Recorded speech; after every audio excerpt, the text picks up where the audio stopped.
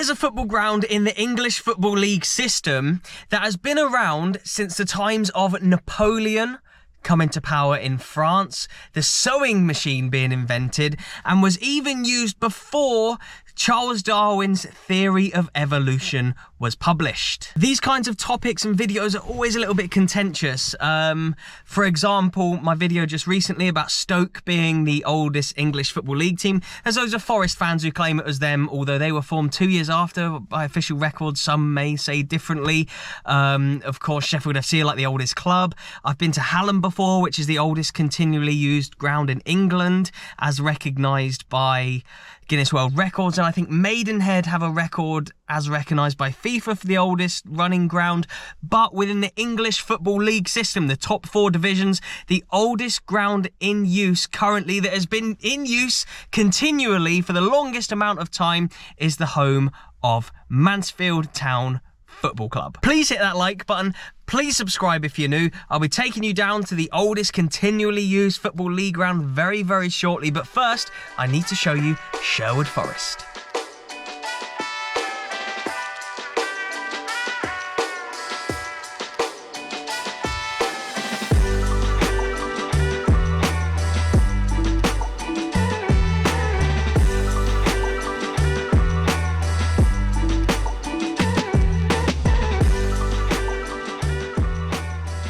So just a few miles away from England's oldest continually used football stadium is the home of one of England's oldest and most famous legends, proper legends of the past. Robin Hood was said to have lived in Sherwood Forest, as of course he took from the rich and gave to the poor. I feel like at the moment with what's happening in this country, we could have someone doing the same right now. But yeah, if you're ever coming to watch a game at Mansfield, then come and check out the beauty of Sherwood Forest, or to football fans like you and I, Tim Forest. It says just here about what Robin and his men would have lived off. They'd have found wild boars and rabbits. They'd have eaten mushrooms, as well as other plants like dandelions and hawthorn leaves. But imagine you travelled 700 years back in time. It is late spring. You're a wealthy traveller riding through Sherwood Forest on the Great North Road. Ancient oaks reach up high into the sky. It says here about you hear the sound of a hunting horn, and you're suddenly surrounded by men dressed in brown and green. They invite you to feast with them. They are armed with swords, heavy staffs, bows and arrows you cannot refuse. The feast may be rabbits cooked on a spit over a fire. There may be a roast venison stolen from the king. Perhaps a friendly miller has left some bread at a secret meeting place. The outlaws tell you to pay for your dinner. They will take all of your belongings and give them to the poor. They leave you with nothing. You have to find your way out of the forest alone. Sounds absolutely brutal. Imagine that, being surrounded by outlaws living in the forest who make you pay for your meal with everything you have, and then they divvy that out to the poor. But I wonder how much of these stories are actually true. Like, I wonder if there actually was a person called Robin Hood. Obviously these stories get passed down for centuries, and we know him now in modern TV and film and stuff. But how much of it is actually true? Maybe there was a guy or a band of people who lived in the forest. Was he actually called Robin Hood? Were they his merry men? Has that been embellished over the years? Who knows? The Major Oak. Welcome to the heart of Sherwood Forest. This is what I wanted to take you to, deep into said forest. This is where apparently Robin Hood used to live, him and his merry men, under this oak tree. Again, I don't know how true that is, but this is one old tree, hundreds of years old apparently, where, like I say, he used to hang out, chill with the merry men, and maybe cook those rabbits, hares, wild boar, and then steal rich people's belongings.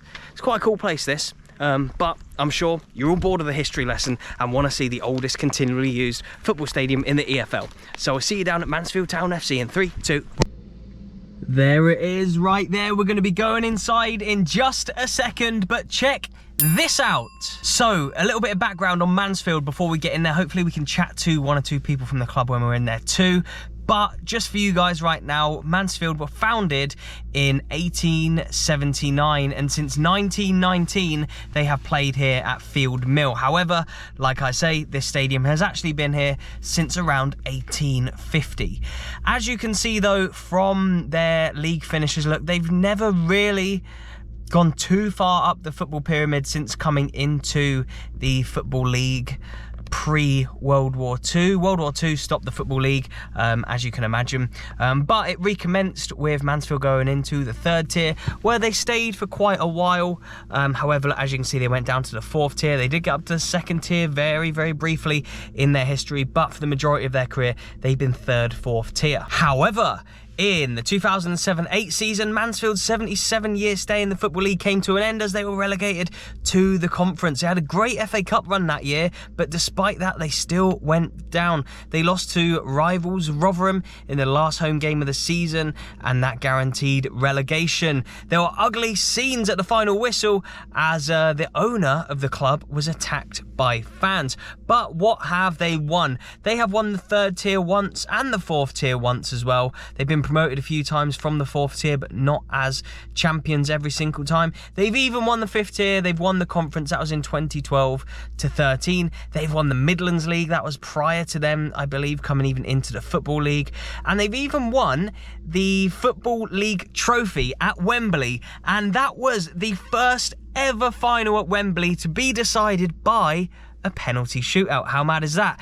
Anyway, yeah, there's a little bit of background on Mansfield for you. I hope you like that. Let's get inside this really historic old ground. Here we go. So just to confirm, the oldest professional football ground in the world, established 1861. Okay, so it's 1861. There are reports online, there are maybe rumours that it was here from 1850, but 1861. That predates almost every single football club in this country.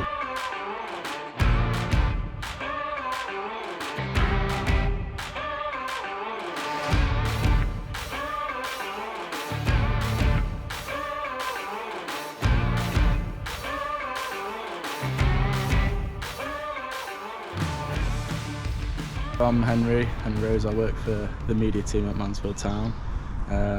I've been here since October last year, and yeah, I'm here to show you around One Call Stadium. Perfect, mate. And it's obviously the oldest league stadium in England, is that correct? Football league stadium, yeah, in the country, yeah, that's right. Yeah. That must be quite a point of pride for the fans, do you think? Yeah, I think so. It's yeah, it's certainly a good title to have. Yep. Stags fans are the only ones that can say they go to the oldest football league stadium in the country, so yeah, of course. Yeah, definitely. It's cool. It's a cool thing to have for the club. And what league are you in this season, and how are the club getting on? So we're in League 2. We've made a pretty good start. We're currently in 7th position, so we're inside the playoffs. Yeah, it's going well. We're off the back of a win in our last game away at Gillingham, yep. And we've got a game tomorrow against Crewe, and hopefully that'll go the same way. And how is the atmosphere usually here, and how many fans usually turn up for home games? Yeah, it's pretty good, to be fair. It's definitely one of the loudest grounds you'll go to in League 2. Really? Cool. Yeah. Yeah, the atmosphere is always really good. How many fans? It varies, but they're usually about 6,000-7,000 at times. So it's really good for League 2. Yeah, it's really good. And what about local rivals then? I suppose you'd get more fans here for a big game against a rival. Who then rivals? Yeah, be? The local rivals are Chesterfield. So those games you probably get more fans for, but you know they're not in the Football League, so they don't always get to play them.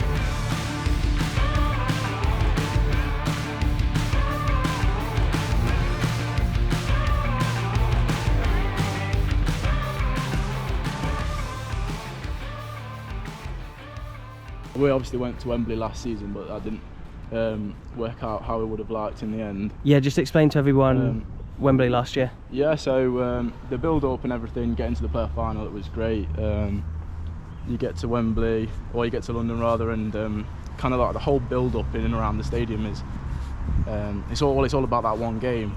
The result didn't go the way we wanted. We lost 3-0, but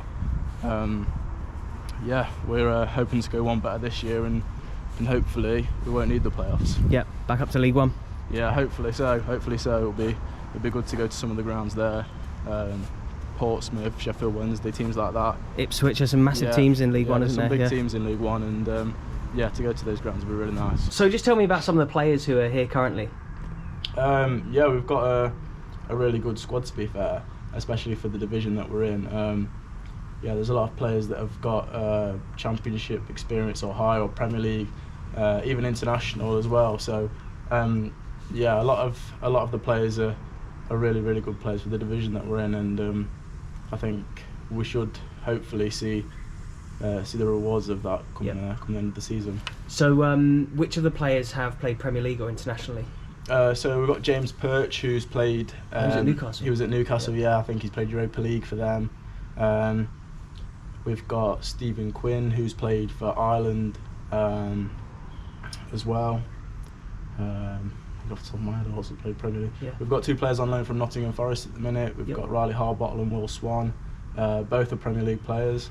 Amongst others as well. That's just off the top of my head. We've got a lot of players from higher division. So yeah, we've got a really good squad, and yeah, I think the fans are pretty happy with the players that have been brought in the last kind of 18 months or so. Some good experienced players here. And what about the manager? Who's the manager currently, and do the fans have a good rapport with him in the squad? Yeah, definitely. The manager's Nigel Clough. I think his CV kind of speaks for itself. You know, he's got however many promotions to his name. He's managed Derby, he's managed Sheffield United. I think obviously him and his name are like synonymous with football. So, and this area as well. Yeah, definitely. So yeah, I think all the supporters, they know that he's the man to take them forward, and yeah, they're really enjoying his style of play as well.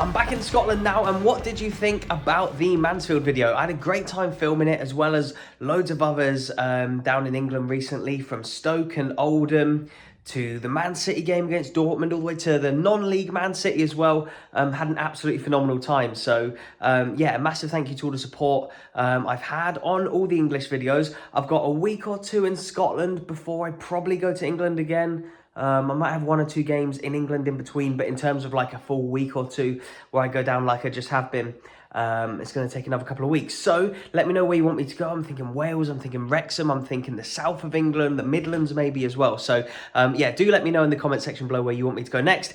And with like weird and wonderful stories like this one, the oldest continually used stadium in the EFL, or Oldham, the team from the Premier League to the non-league, just stuff like that. I love these kinds of videos, and I always get some fantastic suggestions from you guys. So yeah, drop them in the comment section below. Remember to hit that like button, remember to subscribe if you're new. Thanks for watching, and I'll see you in the next one.